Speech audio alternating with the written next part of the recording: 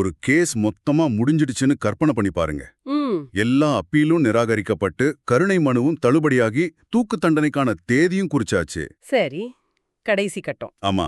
இப்போ திடீர்னு ஒரு புதிய சட்டம் வருது. ம்ஹும். ஒருவேளை அந்த சட்டம் சில வருஷத்துக்கு முன்னாடி இருந்திருந்தா ஒருத்தரோட உயிர் காப்பாத்தப்பட்டிருக்கும். ஓகே.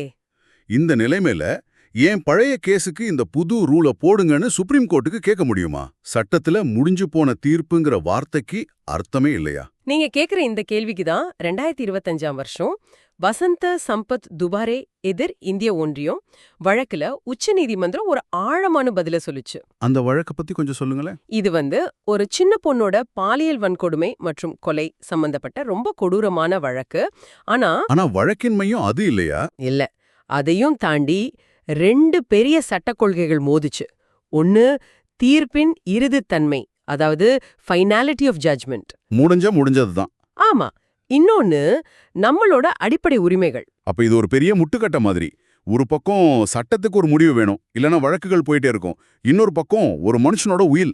கரெக்ட். இந்த 2ல உச்சநீதிமன்றம் எதுக்கு முக்கியத்துவம் கொடுத்ததுங்கிறது தான் இந்த வழக்கையே ஒரு வரலாற்று தீர்ப்பா மாத்துச்சு. சரி, அப்ப என்ன நடந்தது? முதல்ல நாம ஒரு விஷயத்த புரிஞ்சுக்கணும். 2022ல மனோஜ் எதிர் மத்திய பிரதேஷ் அரசுன்னு ஒரு வழக்கு வந்தது. அதுல உச்சநீதிமன்றம் சில முக்கியமான வழிகாட்டுதல்களை கொண்டு வந்தது. அதாவது, ஒருத்தருக்கு தூக்கு தண்டனை கொடுக்கறதுக்கு முன்னாடி அவரோட மனநலம், குடும்ப பின்னணி, அவரோட சமூக பொருளாதார நிலைமை, ஆமா, அதையெல்லாம் பத்தி ஒரு விரிவான ரிப்போர்ட் வாங்குறது கட்டாயம்னு சொல்லிட்டாங்க. ஆனா துபாரேயோட வழக்கு அதுக்கு முன்னாடியே முடிஞ்சு போச்சு. சரியா சொன்னீங்க. அதுதான் பிரச்சனை. தனக்கு அந்த நியாயமான வாய்ப்பு கிடைக்கலன்னு சொல்லி அவர் மறுபடியும் கோர்ட்டுக்கு போனாரு. அரசியல் சாசனத்தோட 32வது பிரிவின் கீழ் போயிருப்பாரு இல்லையா? கரெக்ட். ஆனா அரசு தரப்புல இருந்து கேஸ் முடிஞ்சு போச்சு, திரும்ப திரும்ப வராதீங்க, இது சட்டத்தை துஷ்பிரயோகம் பண்ற மாதிரி இருக்குன்னு கடுமையா வாதிட்டாங்க. அதுவும் ஒரு வகையில சரிதானே.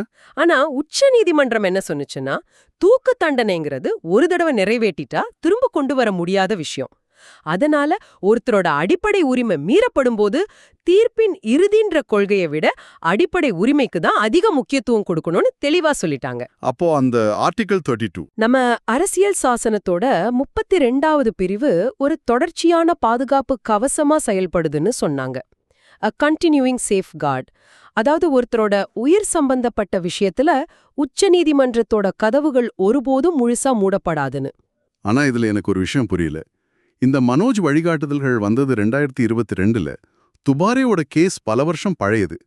காலத்துல பின்னாடி போய் ஒரு சட்டத்தை எப்படி பயன்படுத்த முடியும்? ரொம்ப ரொம்ப முக்கியமான கேள்வி இது. இதுக்கு பதில் சொல்லதான் நீதிமன்றம் பிளாக்ஸ்டோனியன் கோட்பாடுன்னு ஒரு சட்ட கருத்தை பயன்படுத்துச்சு. பிளாக்ஸ்டோனியன் கோட்பாடா? அப்படின்னா சிம்பிளா சொல்லணும்னா, நீதிபதிகள் புதுசா எந்த சட்டத்தையும் உருவாக்கல. சட்டம் எப்போதுமே என்னவா இருந்துச்சோ அதை அவங்க தெளிவுபடுத்துறாங்க, இல்லனா கண்டுபிடிக்கிறாங்கன்னு அர்த்தம். ஓ, the court is not making the law, it is just declaring what the law has always been. Exactly. அதனால இந்த மனோஜ் வழிகாட்டுதல்கள் 2022 உருவாக்கப்பட்ட புதிய விதிகள் இல்ல.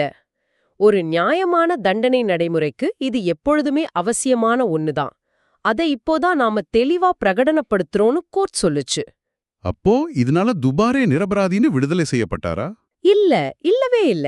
இது ரொம்ப முக்கியமான விஷயம். நீதிமன்றம் அவரை நிரபராதின்னு சொல்லல. அவர் செஞ்ச குற்றம் உறுதியானது. ஆமா. ஆனா அவருக்கு விதிக்கப்பட்ட தூக்கு தண்டனைய மட்டும் ரத்து செஞ்சு இந்த மனோஜ் வழிகாட்டுதல்கள் படி ஒரு புதிய தண்டனை விசாரணை நடத்தச் சொல்லி வழக்கு கீழ் நீதிமன்றத்துக்கு திருப்பி அனுப்புனாங்க. அப்போ தண்டனை பத்தின விசாரணை மட்டும் மறுபடியும் நடக்கும். ஆமா. ஒரு அரசாங்கத்தோட மாண்பு அது தண்டிக்கும் அதிகாரத்துல இல்ல, அதன் கட்டுப்பாட்டிலையும் நியாயத்துல தான் இருக்குன்னு நீதிமன்றம் அழுத்தமா சொல்லுச்சு.